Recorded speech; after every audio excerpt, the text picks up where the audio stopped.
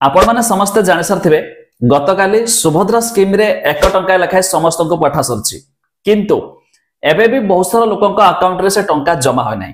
तबे जदि आपन को भी न आछि कोन करबा को पड़िबो जा विषय मु आपन को डिटेल रे जणेबी आ जो मान को तो 1 टंका आछि समान को 17 तारिख रे 5000 टंका निश्चित आसंतो डिटेल रे जानिबा ता पूर्वरु लाइक टे करंतु सब्सक्राइब करना थले एबे सब्सक्राइब कर पाखर थिबा घंटी चिन्ह को दबाइ दिंतु। फास्ट ऑफ ऑल तो जानतु ए सुभद्रा स्कीम रे 15 तारिख पर्यंत जो माने अप्लाई कर देछंती माने जेबेठर स्कीम आसला 15 तारिख पर्यंत जो माने अप्लाई करछंती सेमान को 17 तारिख रे टंका आसीबो। बहुत लोक भी ए पर्यंत भी अछंती किछ जागा मानकर नेटवर्क ठीक ठाक नाही जनसेवा केंद्र ठीक ठाक नाही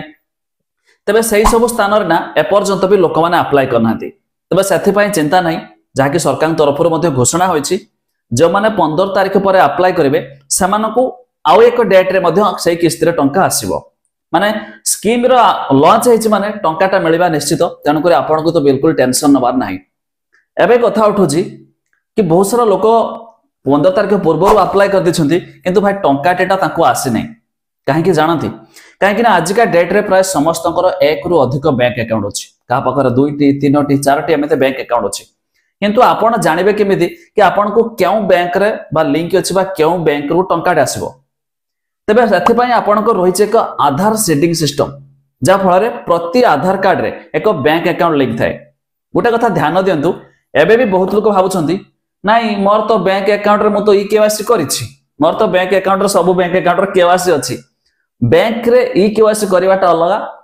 आधार कार्ड रे बैंक अकाउंट लिंक रहबाटा अलगा। आपण निजरो थरटे चेक कर दियंतु आपण को आधार कार्ड रे केउ बैंक अकाउंट सीडिंग अछि बा लिंक अछि जो बैंक अकाउंट लिंक थिबो से बैंक जाय चेक करंतु निश्चित मध्ये आपण को 1 टंका आसीथिबो। किछ लोकन के क्षेत्र रे आधार कार्ड रे बैंक अकाउंट लिंक न थाए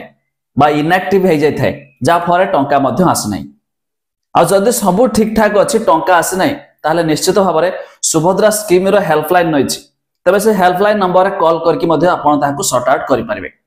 आ बहुत लोक भाबुछंती आमे जते बेले अप्लाई करथिले हमो कोनोसे ओटीपी वगैरह आसी नथला जा फर सेटा ई केवाईसी होई नै तबे सेथि पई बदे टंका आसी नै।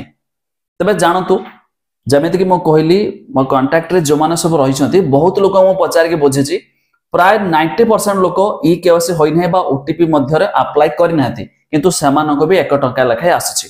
तबे आपन को रिलेशन मान करे मध्ये एमिति हेइ थाइ पारे तबे से क्षेत्र रे एठी ई केवाईसी एते मैटर करूनी ई केवाईसी पछर मध्ये हेइ पारिबो किंतु जमिति कहली एई सब कारण पई टंका आसी नै जदि भी सब ठीक ठाक अछि टंका आसी नै तबे टेंशन नै नेक्स्ट जतबे डेट रे टंका आसीबो आपण मानको को भी आसीबो काहे कि सरकार ए स्कीम लॉन्च करछत माने समस्त को टंकाटे आसीबो। एनीवे आपण मानको टंका आछि कि नै ता निहाती कमेंट करिवे एहा छोडा केउ डिस्ट्रिक्ट रो वीडियो देखुचंती ता भी कमेंट करके जणाइ दियंतो।